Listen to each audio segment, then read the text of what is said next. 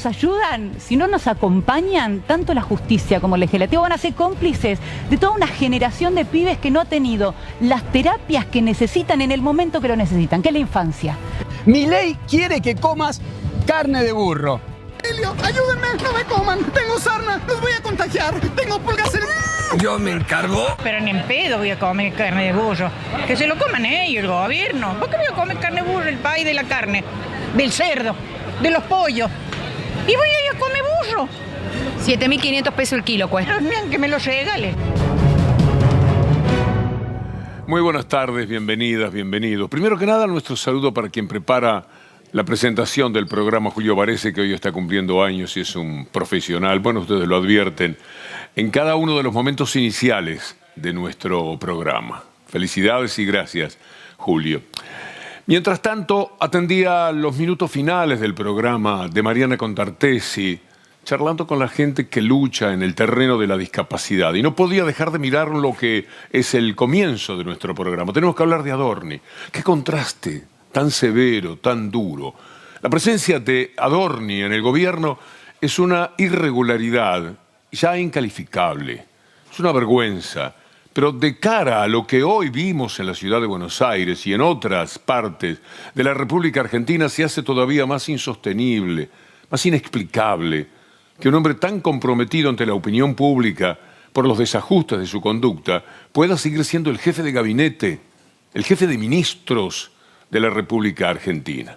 Ayer estuvo en la misa por Francisco, en la Basílica de Luján.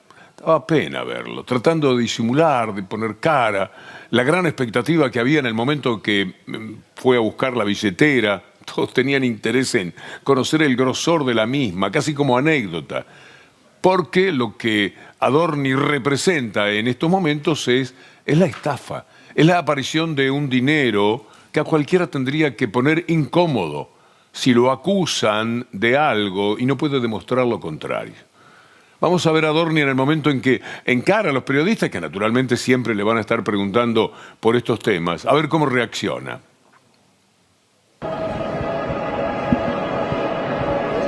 Manuel, Okay. ¿preparado para el 29? Acá no, sí. Permiso. Acá no, chicos. ¿Y dónde? ¿Dónde sería posible? Si ya no da conferencias, si ya no puede hablar frente a nadie, no puede sostener un diálogo. No hay manera de que pueda demostrar algo. Esta es una animación, una jubilada de las que ya se sabe ayudan a Adorni. Ahí está poniéndole una platita, la jubilada, a Adorni, que en la misa es el que pasa la forma de recolectarlo y el abrazo emocionado. Por lo menos permítanos de vez en cuando compartir con ustedes esto que sí mueva la sonrisa. No es culpa nuestra, es de Adorni. Si él no estuviera todavía en el gobierno nacional, no con un cargo cualquiera, es el capo de los ministros, es el jefe de los mismos. ¿Con qué cara se sienta? Cada uno de los ministros sabe la verdad. El problema es que quizás muchos de esos ministros también están comprometidos por esta corrupción tremenda que se vive en el gobierno. Infobae, vamos a ver lo que dice. La justicia pidió nuevas pruebas para investigar las finanzas de Manuel Adorni y su esposa desde el año 2022. ¿Cómo resiste? ¿Cómo puede estar ahí todavía? Salía contra todos, se enfrentaba a cualquiera, era una especie de titán de la ironía. Y como dice Rolando Graña, qué callado que está ahora, ¿no? Se ve que la basura mediática no era tanta porque ahora ya no habla de la causa judicial. No dice que es una basura judicial la causa. Siempre las basuras somos nosotros, los periodistas, que contamos lo que pasa. Hoy por hoy, eso que era una basura mediática, se convirtió en una investigación judicial que lo tiene acorralado a Adorni. Y no solo lo tiene acorralado, sino que lo tiene mudo. Adorni no habla. Fíjense que el hombre que era hábil declarante, el mismo tipo que le levantaba el dedo a todo el mundo, que todos eran castes, los periodistas eran tarados y los discapacitados eran todos truchos, el mismo tipo tan soberbio que gracias a su soberbia se convirtió en candidato en la ciudad de Buenos Aires, está mudo, no habla, no tiene defensores, no sale nadie a hablar por cuenta de él y a defenderlo. Patricia Bullrich, cuando le preguntaron por Adorni, dio una respuesta absolutamente sinuosa. Está muy bien lo que dice Rolando. Y además, cuando me preguntaba cómo se sostiene frente a sus pares, a otra gente del gobierno, la respuesta es que se califican a sí mismos como corruptos. Y algunos lo son. Este personaje que voy a mencionar, un tal Carlos Frugoni, es un tipo no fácil de presentar. Ahí aparece con 8 propiedades no declaradas, superando las marcas de Adorni, en Miami. Un funcionario de Javier Milei muy importante, muy relevante, atención, tenía 8 propiedades en Miami sin declarar como lo exige la ley argentina. Es así, tiene 8 departamentos en Miami y es un funcionario que no es tan conocido, pero que decide sobre cuestiones trascendentales y tiene un cargo muy alto. Se llama Carlos Frugoni. Es secretario de Coordinación de Infraestructura. Para que tengas una idea, equivale al Ministerio de Infraestructura, al ministerio, por ejemplo, que manejaba Julio De Vido, por decir alguien. Sí, es coordinador de la obra pública, de transporte y de vivienda. Miren lo que le vamos a presentar ahora como tema. Se ha trabajado muchísimo respecto a lo que es la causa Cuadernos por parte de periodistas que no han parado de mentir. Particularmente la mafia de Clarín lleva años y años empujando con una cantidad tal de falsedades que supera todo lo que uno pueda imaginar del mal periodismo. Ya no es eso, no es un periodismo que podamos criticar en el cotejo de datos que manejamos, no. Se trata de un comportamiento sostenido. El dramático relato, vamos a ver, de una causa completamente planificada. Tiene que ver con los cuadernos. 3 empresarios arrepentidos, entre comillas, denunciaron en el juicio cuadernos que declararon ante Stornelli y Bonadío bajo coacción. Es decir, un juez y un fiscal que los coaccionaban y le decían, si ustedes no dicen lo que nosotros queremos oír, lo que queremos escribir, ustedes van a ir presos. ¿Se puede concebir? Son demasiadas las circunstancias. Por eso, cuando Cristina Kirchner fue a Comodoro Pi, tenía mucha razón cuando decía, son corruptos, tanto Bonadío como Stornelli. Debo reconocer que esta causa, titulada Cuadernos, la ha desalojado del podio.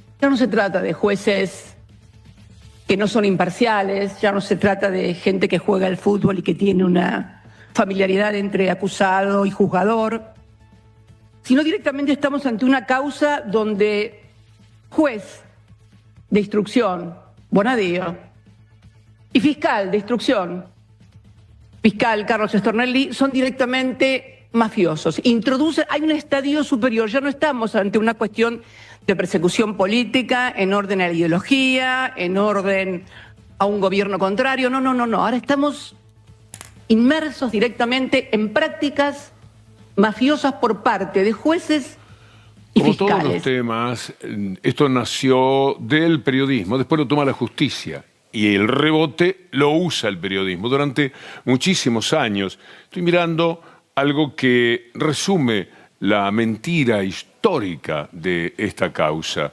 Porque empezó con un periodismo muy opaco que recibe los cuadernos de una persona que después parece que colaboró muchísimo en la escritura de esos cuadernos y terminó procesado. Hablamos de la continuidad de algo que primero estaban los cuadernos, después no estaban, luego estaban quemados, después aparecieron, corregidos. Es una historia inadmisible. Y sin embargo prospera, y ahí está teniendo que dar explicaciones Cristina Fernández de Kirchner, que por supuesto es la gran apuntada. ¿Por qué? Y porque es una luchadora contra el sistema, contra el establishment. Con ella los argentinos fueron felices, tuvieron un estado de bienestar que duró años. Quiere que hagamos las comparaciones, todos los días en algún momento aparecen las mismas. Pero el establishment no la quería porque no podía quedarse con la parte de la renta que siempre les apetece. Están detrás de ganancias siderales, nunca se conforman con miles de millones, quieren más miles de millones, como si compitiesen entre ellos. para ver quién tiene más dinero, para ver quién aparece en la tapa de la revista Forbes, y hacen demasiado daño. Vamos a ver lo que CFK Capitana dice, y presten atención, porque es un relevamiento muy interesante de esta causa trucha.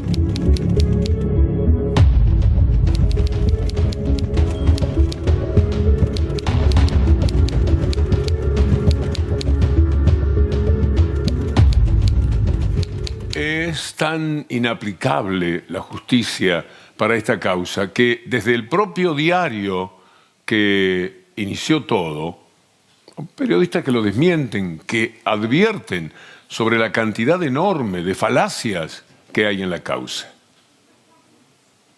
Los cuadernos los escribió Centeno, pero, y es un pero gigantesco, mayúsculo, tienen enmiendas, tachaduras, correcciones, dos tipos de escritura en el sentido de distintas velocidades, e incluso, aunque el cuerpo general de esos cuadernos los escribió Centeno, que había otras manos, María, que también estuvieron ahí retocando los cuadernos y eventualmente modificándolos. El otro gran eje que aquí sale a la luz es las enmiendas, las tachaduras, las correcciones y modificaciones aparecen en otras manos. Y la pregunta del millón, María, es ¿quién le metió liquid paper y metió las correcciones?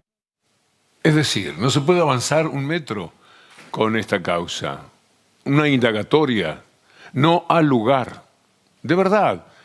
Lo están diciendo los mismos denunciantes, el mismo medio periodístico que empezó la causa con una opacidad que derrumba toda credibilidad en la misma.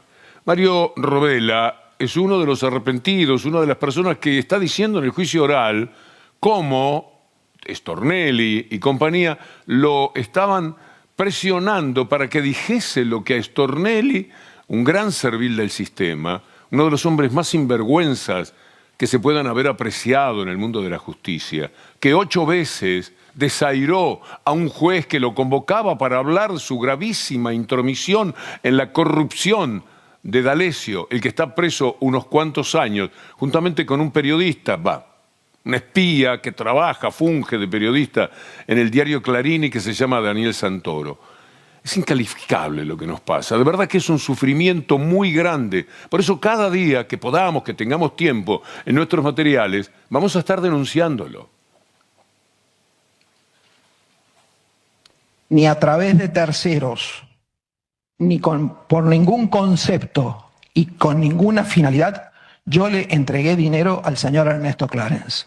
Me vi obligado a reconocer el 1 de marzo del 19 en la indagatoria ante el doctor Bonadío, porque me encontraba en una situación de coacción psicológica, de ser injustamente privado de la libertad si no aceptaba lo que en el anexo 6 el señor Ernesto Clarence el 3 de septiembre entregó al fiscal el doctor Stornelli para acogerse al beneficio de arrepentido colaborador. Yo les quiero decir que ese dinero que me obligué a reconocer no existieron. De todas maneras, este señor no me gusta. Gerardo Ferreira, hoy hace exactamente 7 años vivió lo mismo y prefirió ir preso. Dijo, yo no voy a decir lo que no es verdad, no le voy a hacer el gusto. Y era, al parecer, bastante amigo, conocido de antes de Stornelli, pero no se sometió. Los otros aflojaron y dijeron, no, preso no quiero estar detenido. Porque además, es tan grave para cada una de estas personas, son públicas, son gente de una pertenencia social que juzgan importante y no querían ir a la cárcel. Y la amenaza era muy severa, pero al mismo tiempo, qué pesado es tener que decir algo falso respecto a personas que son condenadas públicamente porque ellos no se animan a decir la verdad y tienen que mentir para el oído putrefacto del fiscal que quiere llevar adelante una causa al servicio de un sistema pavoroso, mediático, que es el que condena y necesita ir permanentemente adelante con esa condena para tener razón. Tienen que huir hacia adelante. Por eso cada día el periodismo de la Argentina, el de esos medios, Clarín, Nación, para nombrar a los más importantes, tienen que hacer peor periodismo que ayer. Ya no pueden mejorar, ya no tienen manera de ir, de retroceder hacia una fuente que les permita vivir con limpieza esta profesión. Son grupos de negocios, sus dueños son contadores públicos, nada contra los contadores, pero un contador en una empresa periodística no es exactamente un periodista, no se corresponde con un manual del comportamiento que aspiramos de los periodistas. Así las cosas, escuchar a Irina Hauser, que conoce como pocos el mundo jurídico, se hace muy importante. Preste la atención. Es una especie de farsa, Comodoro Pi. Qué lindo eso. Lo dijo exclusivo, Blender. Bueno, Estábamos construyendo vínculos. Capuchetti, no paso por tu despacho no, mañana. lo siento, pero yo prefiero decir lo que veo. Tenés porque razón, aparte. Es que hace muchos años que me pasa esto de, estás tocando tal interés. Y sí, estás tocando intereses todo el tiempo. Contá bien que es una farsa voy a para los explicar por qué creo Dale, que es una... Está bueno eso. ¿Por qué veo una farsa A ver, me encanta el en tema. Comodoro Pi? Primero que veo una persecución selectiva. Esto que vos decís, sí, por ahí abrieron causas contra funcionarios del macrismo. Por ejemplo, hay una causa que para mí es muy importante, que es el préstamo del Fondo Monetario durante el gobierno de Macri y cómo se fugó esa guita. Mismo ministro que el actual. Mismo ministro y Sturzenegger. Misma dupla. Bueno, esa causa dio vueltas desde el año 2018. ¿Quién la tuvo, dijiste? Capuchetti. La cerró el día que se volvió a la actividad judicial, creo que fue el 2 de febrero. Hay cada uno. Esa señora Capuchetti fue la que se hizo cargo del atentado de magnicidio contra Cristina Fernández de Kirchner. No pedía ni los celulares. Le caminaron por arriba, no, ella lo permitió, lo ambientó, lo facilitó. Una persona que tampoco justifica de ninguna manera, en ninguno de sus actos como jurista, su presencia en el aparato judicial de la Argentina. Permítanos hacer una muy breve pausa, saludando a nuestros amigos de YouTube. ¿Están ahí? Sí, por cierto.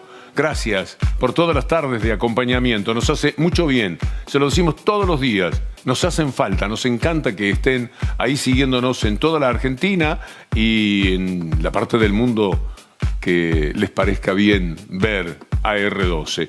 Y también recuerden que nos pueden ver en página 12. Allí arriba, ve, la parte superior, dice AR12. Hace clic ahí y ve a pantalla plena nuestro programa. Y si no, escucha la radio 750. Pequeñísima pausa y ya venimos.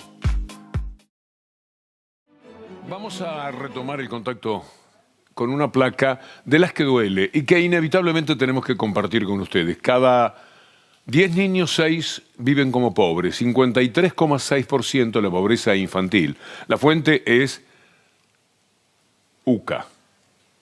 No en este caso el gobierno. UCA, que tiene un gran seguimiento sobre estos temas. La indigencia infantil, 10,7. Por eso es que, con mucho dolor, el arzobispo García Cuerva está explicando que la ausencia del Estado es lo que amplifica este malestar que tenemos desde el punto de vista social. Ojo, es necesario que el Estado esté. Por supuesto, un Estado no solamente presente, sino inteligente. Y sin corrupción. Que trabaje con las organizaciones, pero eso siempre. Que trabaje con las organizaciones intermedias y fundamentalmente cerca de los vulnerables. Un Estado que a través de sus medios cómplices nos dice que está fantástica la carne de burro. Yo jamás pensé en esa posibilidad. La de guanaco. Ahora verá en el programa quienes hacen milanesas de palomas. Es aterrador. Y esto es el auspicio de un gobierno que no quiere aceptar que vendiendo la carne, como lo está haciendo, es un gran negocio para el que vende la carne, pero un pésimo negocio para el consumidor en la República Argentina, en el país de la carne, no se come carne. Cuando decimos esta palabra, está vinculada a la vaca. Hay otro tipo de carne, sí. El gobierno ahora piensa en el burro, en el guanaco. Juan Enrique, el economista, lo dice muy bien.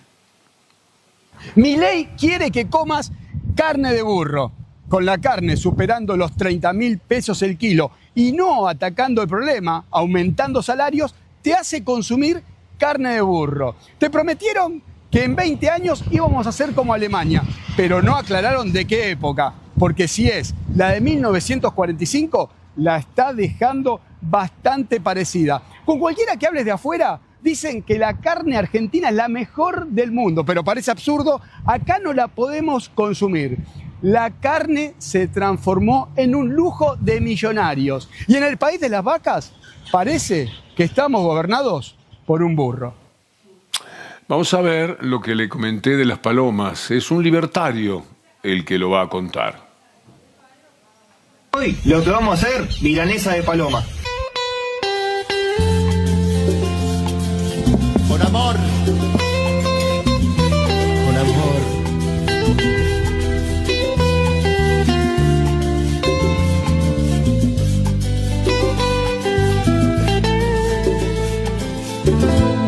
No puede haber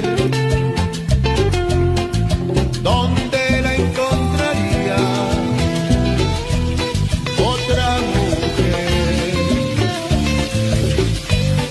igual que tú.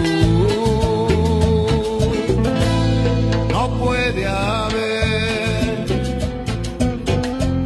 desgracia semejante. Pero ustedes se creen que la gente es tan idiota que no va a poder decidir, va a llegar un momento que se va a morir de hambre, con lo cual, digamos, o sea, va a decidir de alguna manera para no morirse. Es decir, entonces no necesito que alguien intervenga para resolverme la externalidad del consumo, porque a la postre alguien lo va a resolver. Difícil de aceptar, ¿verdad? Bueno, con el salario mínimo que hay hoy día en la Argentina, el camino parecería ser una paloma, un guanaco, un burro, lo que venga. También hay que dar alguna satisfacción a la hambruna que tiene muchísima gente. 352.000 el salario mínimo en marzo del 2026. El poder adquisitivo ha caído casi un 40%. Se trata del peor registro desde el 2001, el pico histórico fue en el 2011, cuando el salario mínimo era de 1.033.354 pesos constantes de 2026. Hoy día, tomando la actitud gubernamental del 2011, tendría que ser más de 1 millón de pesos el salario mínimo. AR12 salió a chequear un poco las emociones de la gente frente a este tema y nos encontramos con esto. El sueldo no aumenta, hace como 3 años el sueldo no aumenta, cada vez es dar, harta, estoy cansada. ¿A qué te dedicas? Trabajo en la parte administrativa, en un estudio contable, pero nosotros venimos 3 o 4 veces a la semana y es un montón de plata, aparte de renegar con el servicio, viajar. ¿Dónde venís? Como ganados de Avellaneda. Viajar como ganados, no funciona nada.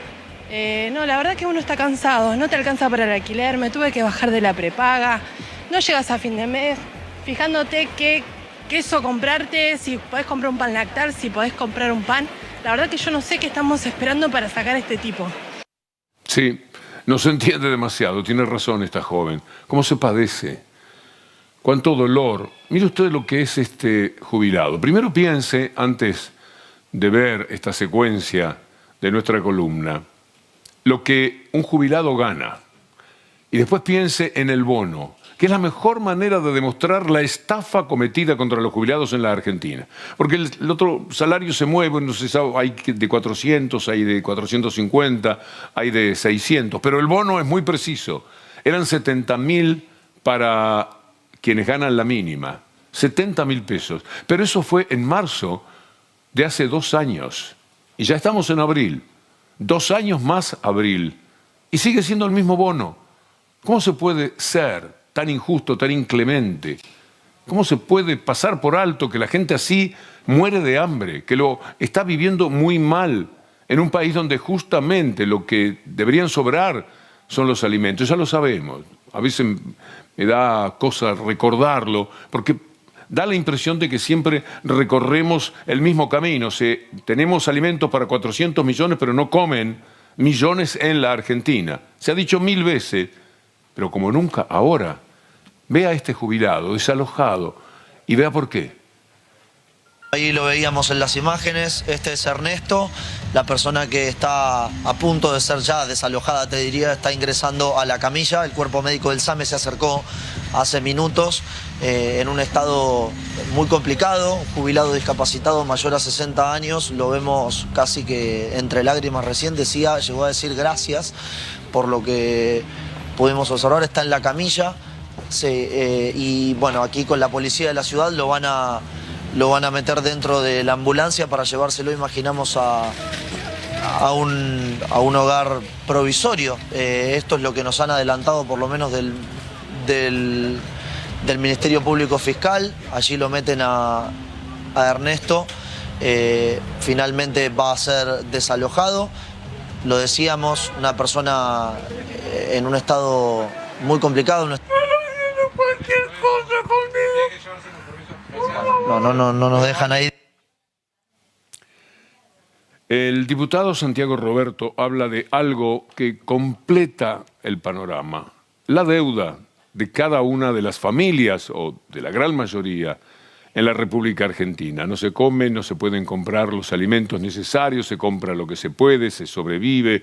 Como decía esa chica, se renuncia a la prepaga, se va a la salud pública, aumenta la necesidad de la atención de la salud pública, pero al mismo tiempo el gobierno desatiende la salud pública, por lo cual van dejando a la gente sin recursos, sale de la prepaga porque no la puede pagar y va a la salud pública, que no es atendida ni en los requerimientos mínimos de los salarios de quienes trabajan, ni en las condiciones de ese trabajo. Por eso, la salud mental cada día está más afligida. Usted imagina una persona que está pasando todo esto, que se describe solo, que no necesita de mis palabras, pero que además está endeudada. Suena el teléfono y puede ser para que le cobren. Una advertencia, pasa algo, una carta que llega recordándole su deuda. ¿Cómo se vive así? Estamos en el nivel más alto de morosidad que se recuerda. El Banco Central de la República Argentina desde el año 2010 tiene un índice de morosidad. Lo que se ha registrado en diciembre del año pasado, 2025, nunca se vio en su historia desde su creación, incluso peor de épocas de pandemia. Las familias no se endeudan para comprar bienes suntuosos o duraderos, sino que se están endeudados para sostener la canasta alimentaria, su statu quo de consumo mínimo indispensable para sobrevivir, para llevar el alimento a la familia. Los curas que están en las zonas más complejas desde el punto de vista social, conocen muy bien lo que está sucediendo. Yo les voy a presentar a Toto de Bedia, el padre Toto. Trabajé con ellos en la Villa 2124, cuando estaba el padre Pepe. Pusimos una escuela de música juntos. Empezamos hasta con una radio. Iba y compartía con ellos muchos momentos, es muy emocionante. Sacan a chicos de la droga, y los que atienden a los que ahora tienen ese problema son los que ya salieron. Ese trabajo me emocionaba tanto. Después perdí continuidad cuando el padre Pepe, justamente por temas de la droga y por amenazas, tuvo que irse afuera del país. Pero siempre los tengo en mi corazón. Sé lo que ellos saben de lo que pasa en los sectores carecientes de la República Argentina. Así que vamos a escuchar al padre Toto.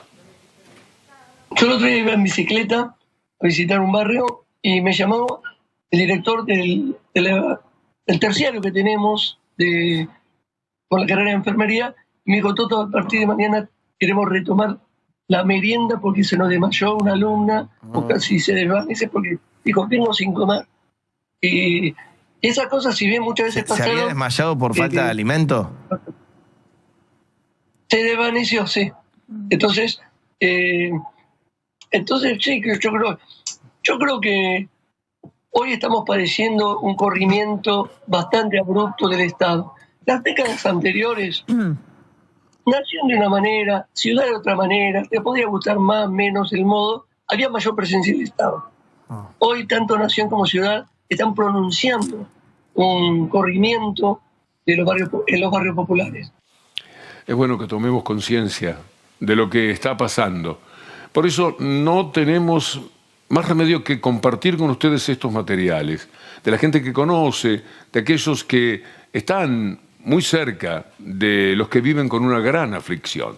Daniel Arroyo es un hombre de la política bastante comprometido con estos temas y él cuenta la cantidad de gente que ha aumentado en cada uno de los comedores. El porcentaje es elevadísimo. Gente que nunca pensó que iba a tener que recurrir a un comedor para atender las necesidades de sus chicos y toma a los hijos de la mano y se los lleva a un comedor a ver qué pasa. Esto ocurre hoy día cada vez más frecuentemente en la República Argentina, lo dice Daniel Arroyo. Hay más gente en los comedores y en los merenderos. Es un dato objetivo. Baja el consumo de leche, baja el consumo de carne. Hay más gente que va a los comedores y a los merenderos, no solo en el conurbano. Está pasando también en el interior. Yo vengo hoy, estuve en un pueblo del interior de la provincia de Buenos Aires, donde se les triplicó la cantidad de gente en el último tiempo que va a los comedores y a los merenderos. Segundo, el tema del endeudamiento. Como las personas no les alcanza la plata, se endeudan. Toman una deuda, toman otra, van, vienen. Yo creo que la crisis social va a venir por el endeudamiento. Esta pantalla nos muestra con claridad el desatino que hay en el gobierno. Mire este hombre festejando, celebrando. Ya olvidémonos de que aquí se recordaba el primer año de la muerte de un papa argentino que será el único de la historia, la transcurrida y la que viene. Y piensen esto que está sucediendo. Seguramente el experto en crecimiento está dando todo para solucionar los problemas de los argentinos. Se dice casi con ironía esto. Mire lo que está ocurriendo, cómo la gente busca en los contenedores. Algo hay, algo dejaron, algo sobró, y entonces voy por eso. A veces es comida, a veces es algo que me permite comprar comida, a veces es algo que lo llevo y le digo a la persona que me atiende, esto sería de utilidad para usted, lo podemos cambiar por un plato de comida. Realidad de la Argentina, pero son dos, porque la otra es la de ese personaje bailando como si tal cosa. Él vive en otra esfera, en otro mundo. No tiene dimensión de lo que le pasa a su pueblo. Tan linda la palabra pueblo. Mi pueblo, podría decir un presidente. Pero atender el requerimiento que estas dos palabras implican en la conducta de quien tiene cierto poder, no todo, pero tiene un cierto poder para mejorar la vida de la gente. Él puede mejorar el salario, él puede permitir las paritarias, él puede atender las necesidades de los discapacitados. En realidad, siempre hay un sistema muy perverso detrás, que es el poder real. Pero él podría escaparse por la vertiente del poder político para adecuar un poco la vida de ese pueblo que tanto está sufriendo. Claro, usted ve esa gente que busca los contenedores y dice, qué tristeza, ¿no? Pero para Clarín en su momento, esto no es de ahora. Esta es una consideración de la mafia de Clarín en 2019, gobierno de Macri. Estaban justificando el neoliberalismo. Entonces hablan de la decencia de los que buscan entre la basura. Conseguían buscarle algo para elogiar. Vamos a escuchar a Carlos Heller. Es muy importante esto que dice. Si vos todos los días lo que haces es destruir trabajo local, abrir la importación en su lugar. Con el servicio meteorológico pasa lo mismo. Le están diciendo que no hace falta tener un servicio meteorológico nacional porque hay un montón de servicios internacionales que se pueden contratar y ahorramos. Porque cada una de las cosas te remite siempre al tema de origen del modelo. Milei no solo dice que el Estado es ineficiente, Milei dice que el Estado es una organización criminal, textual. Es una organización criminal y como tal hay que destruirla, hay que aniquilarla. No se está discutiendo la eficiencia, se está discutiendo un modelo de sociedad donde todas las actividades quedan en manos de privados. El Estado no es criminal, un gobierno como el de Milei lo es. La ley hojarasca de Sturzenegger es una referencia de Infobae. Esa ley obtuvo dictamen en diputados, pero se demora la convocatoria a la sesión pertinente. Vanessa Siley de las más activas y respetadas diputadas, dice algo sobre este personaje insólito que es Sturzenegger, que ni siquiera se acordaba que había sido funcionario de la Rúa, de tantos años que lleva viviendo del Estado, dañando el Estado, robando al Estado. Más obsoleto, inútil que Sturzenegger en este país. Es llamativo que no sea Sturzenegger el que venga, pero es elocuente que no sea Sturzenegger el que venga a hablar y impulse esta ley, porque la hojarasca es él mismo. El tipo participó de los gobiernos más nefastos que hemos visto, el de la Alianza del 2001. Explotó el país por los aires, se fueron en helicóptero. Sturzenegger es el del corralito, señores. Y él viene a hablar de lo viejo, de lo inútil, de lo obsoleto, el señor del megacanje, del blindaje, que después volvió a aparecer con Mauricio Macri para repetir la misma historia. Más obsoleto, inútil que Sturzenegger en este país. No se consigue, es verdad. Pero lo que sí aparece permanentemente es la protesta de un pueblo dolorido, en este caso las personas con discapacidad, sus familiares, quienes los cuidan, quienes se preocupan por ellos. ¿Dónde no hay alguien de nuestra familia o de nuestra relación afectiva más inmediata? Una persona que padece algún problema, que tiene que afrontar la vida dando ciertas ventajas. Pelean, pero no tienen las mismas herramientas. Y es obligación del Estado procurar equilibrar esa situación, darles la contención necesaria a quienes educan con tanto, pero tanto amor y crían y llevan a los colegios y le dan contención permanentemente. Toda la vida es así. Chicos con síndrome de Down que veíamos recién, los obligan, los llevan a ser más padres y están muchas veces felices de ese desafío que la vida les ha planteado, de tener que ser más padres. Bien, lo afrontamos, pero no me hagas luchar solo contra el Estado, contra la indiferencia, contra ese personaje increíble que baila en Israel, mientras en la Argentina tenemos miles de personas fueron hoy al Ministerio de Salud Pública, ahí sobre la avenida 9 de Julio. De todas las maneras mostraron qué es lo que les pasa, siempre con el neoliberalismo, siempre con ese modelo. Macri tuvo 7 marchas de personas con discapacidad, pero la situación no llegaba a esto que ya es directamente intolerable. ¿Qué persona mínimamente sensible puede sobrellevar lo que este gobierno le dedica a la discapacidad? Que además de no atenderla, la tratan de minimizar en su importancia o de acusarla de corrupción. Alguien que finge tener un problema. Esto es lo que ellos dicen, y como piensan de esa manera, porque piensan en sí mismos. Lo que ellos piensan nos habla mucho más de ellos que de los demás.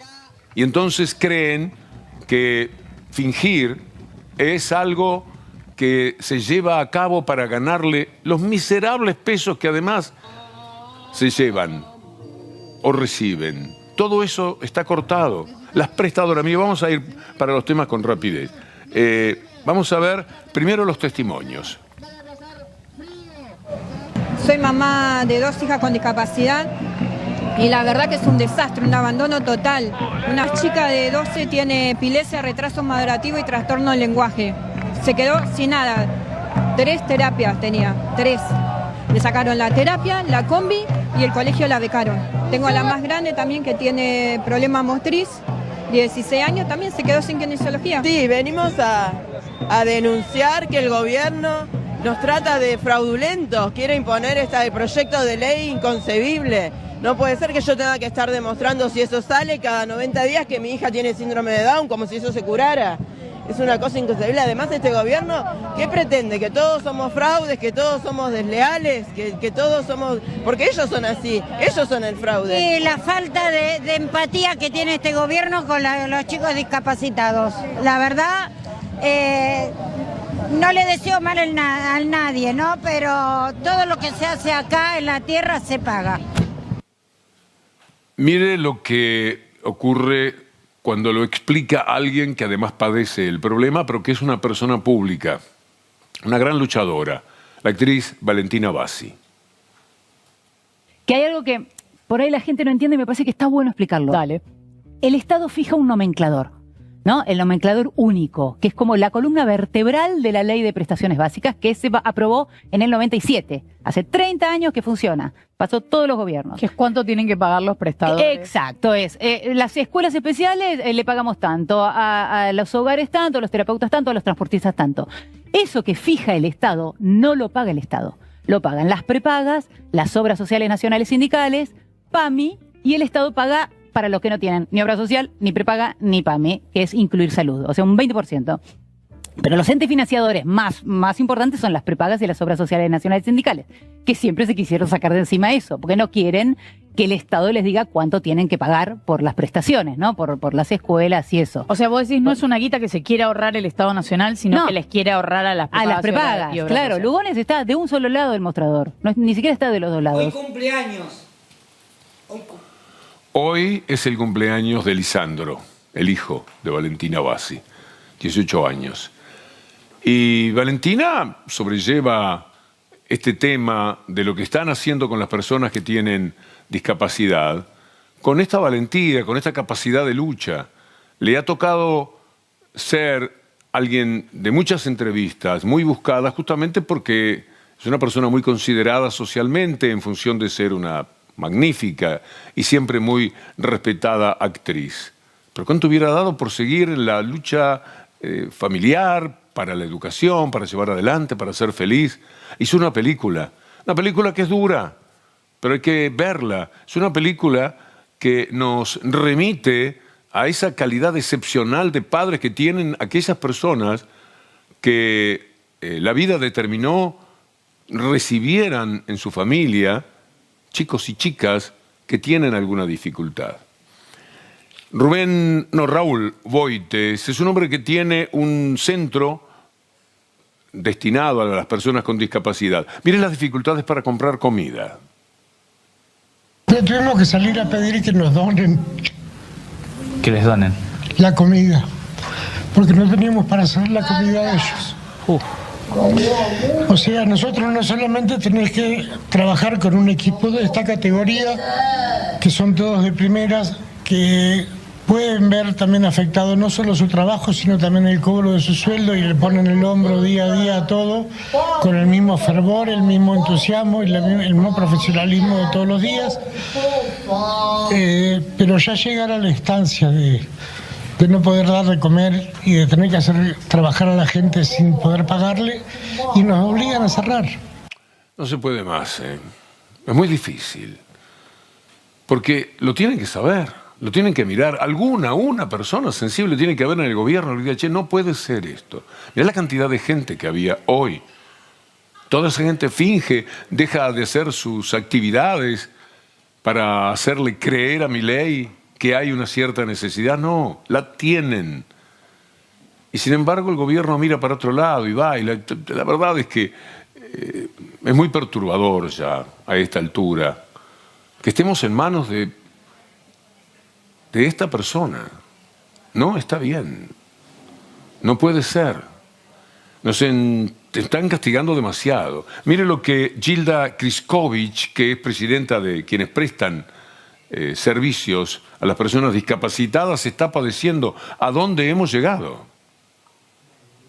Obras sociales que ya no te aceptan porque tenés un hijo con discapacidad. Vos decías, ¿hasta cuándo van a sostener los prestadores? Los prestadores ya no pueden sostener más, no pueden más. Transportista que no tiene más con qué cargar la nafta para poder trasladar a las personas con discapacidad. Y esto en realidad trae un problema no solamente a las personas con discapacidad, sino a muchas personas que van a quedar afuera del sistema laboral. Pero con respecto a esta ley, que también lo estaba comentando, es retroceder un montón, porque primero que es ir a una parte totalmente burocrática. Es de vuelta volver a esta crueldad que ya empezó con Spagnolo. Va a haber un montón de personas que van a quedar afuera. Ya le mostramos que del 23 para el 24 murió más gente de la que tenía que morir de 65 años para arriba. Un porcentaje de casi el 10% más muertes que no deberían haberse producido. Falta de remedios, falta de alimentos, salud mental resquebrajada. Todo esto se convirtió en caldo de cultivo para que la gente viva menos de lo que puede vivir. Esta es una realidad. Lo marcan aquellos que están estudiando permanentemente, sociológicamente, lo que pasa con una población en medio de tantas necesidades. Me importa ver esa foto también, más que este saludo de Milei, lo que fue la concurrencia de hoy. AR12 hizo una cobertura, eso tengo, mientras hago mi programa de radio, muchos canales, y me daba también un poco de pena, porque estaban desde las 11 de la mañana, AR12 estuvo todo el tiempo. Yo miraba los otros canales, sobre todo los del sistema, la parte más perversa del sistema, mostraban una montaña, un juego, desatendían, y no porque no tengan móviles, ¿verdad?, porque lo tienen todo. Y AR12 estaba allí, acompañando, transmitiéndole a todo el país esto. Porque que esto no se sepa, que algún canal lo ignore o lo minimice en el tiempo que le dedica. ¿Qué era más importante en la jornada de hoy que esto? Que Colapinto, que me cae muy bien y le deseo lo mejor, cada carrera me pongo a ver si mejora un puesto. Por supuesto que nada contra Colapinto, pero no puede llevarse los 20 minutos que había de coincidencia con lo que estaba pasando con las personas que tienen discapacidad. Entonces, el tema no es solamente Milei. Hay también un sistema muy perverso, un comportamiento que no se puede sostener. La verdad es que hay que buscar mecanismos de defensa, de resiliencia muy fuertes para sobrellevar ciertas situaciones. Miren lo que pasa con los jubilados, con los remedios, el plan remediar, todo lo que el gobierno nacional está desatendiendo.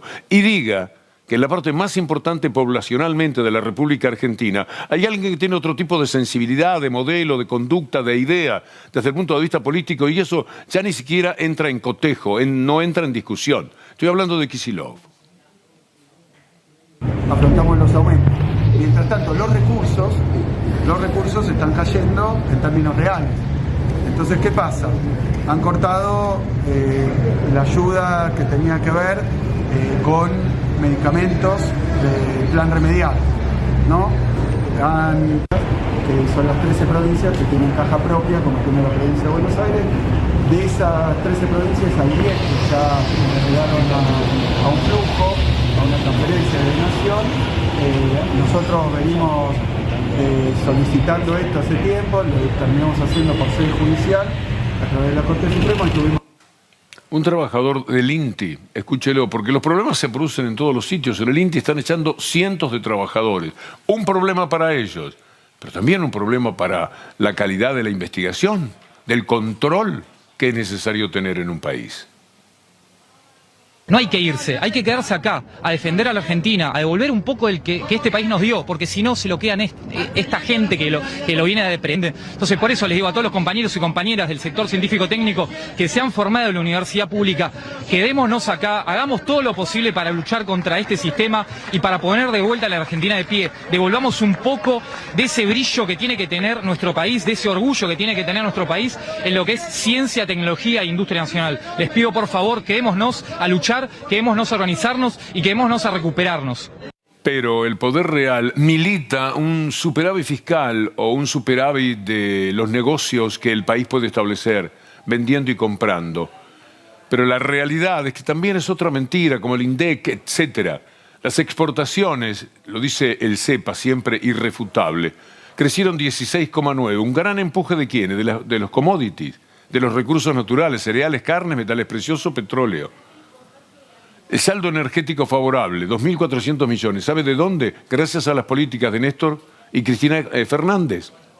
Se recuperó YPF, se descubrieron los yacimientos de vaca muerta y se hizo el gasoducto. De ahí viene ese superávit que anuncian. Y las importaciones para industrias, que están en caída libre. Cayeron los bienes intermedios, los bienes de capital, piezas, accesorios, menos insumos, es menos maquinaria y menos producción.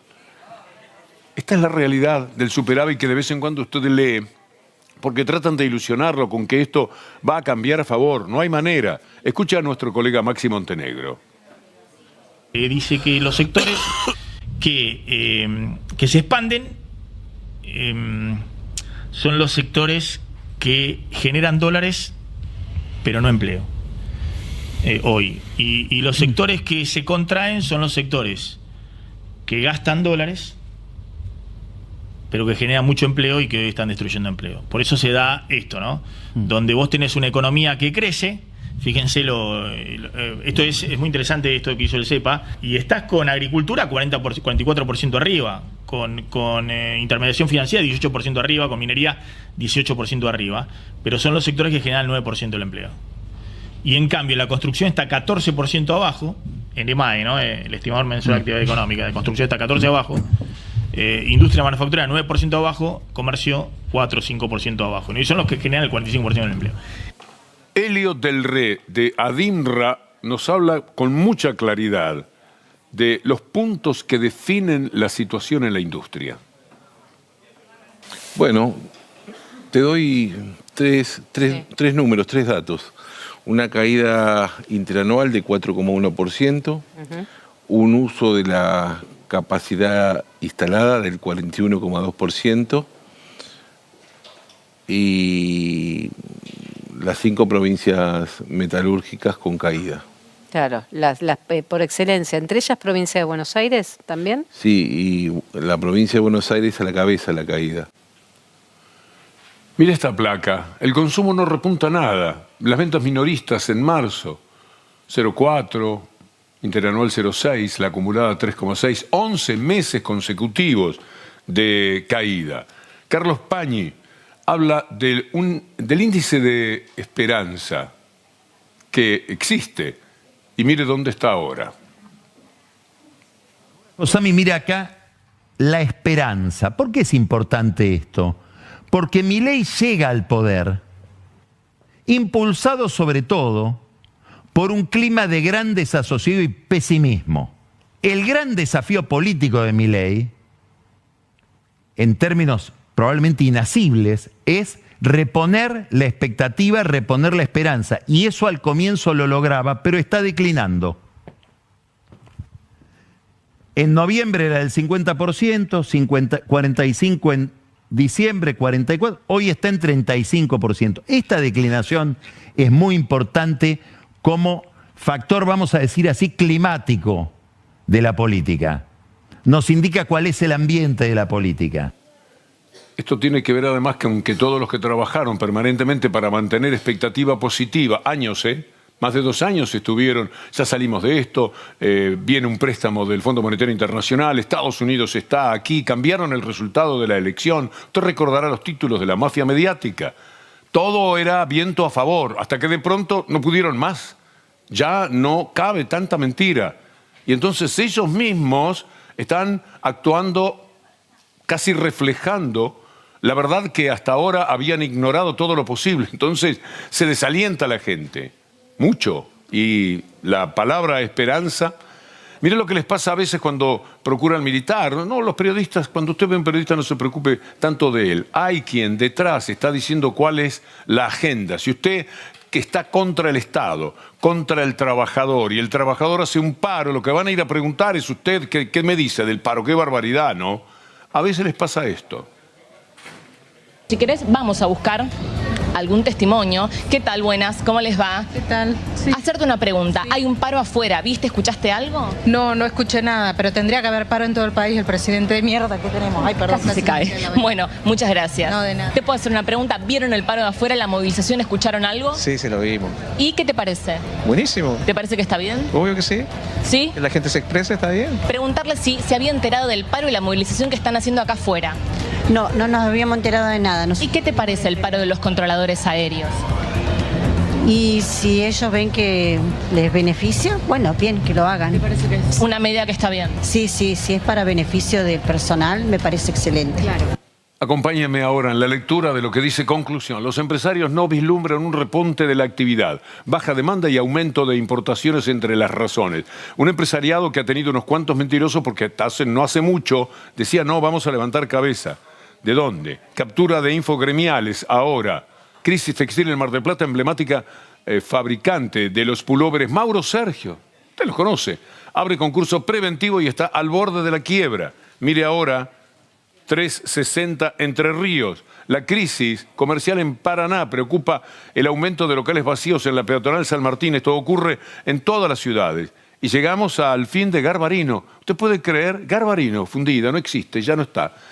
No hay nada. Cierran los últimos locales y avanza la venta de sus bienes.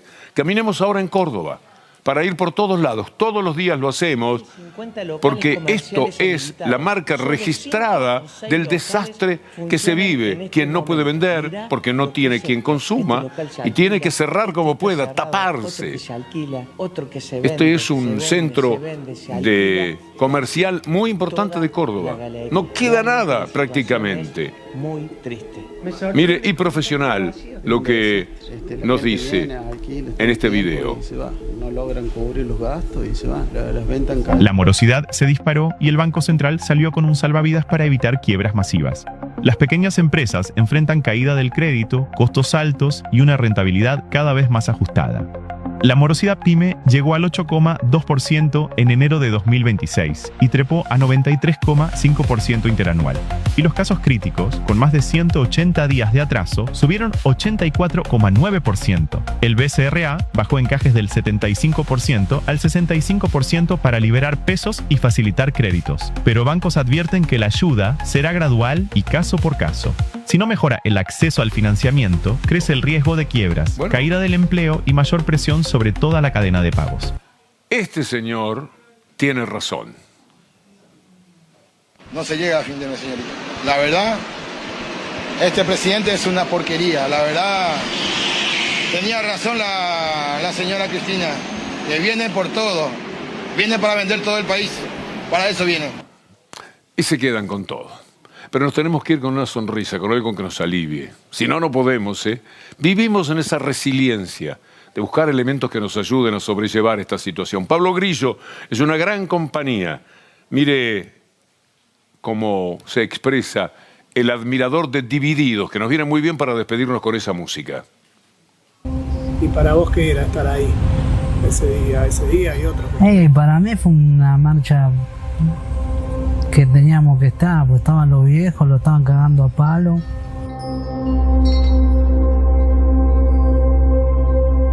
Ahora me vas a empezar a ver en todas. Ahora sí. Me vas a empezar a ver en todas porque estoy en todas, me anoto en todas. Y me anoto en todas y estoy en los lugares de exposición porque por el hecho de que ahí están las fotos. Me vas a encontrar adelante porque adelante están las fotos.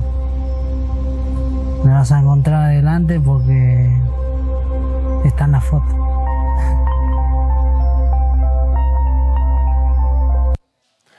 En 40 segundos, Analía Argento con todo el equipo. Eduardo Martínez, Coti Viñas, el diario a las 20.